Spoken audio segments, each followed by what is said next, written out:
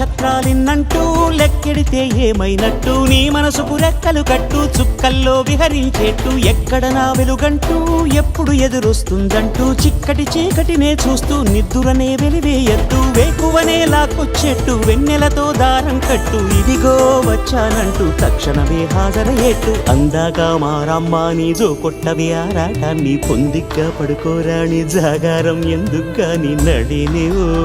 హరినివో తరుణివో మురిపించి ముద్దుల గుమ్మ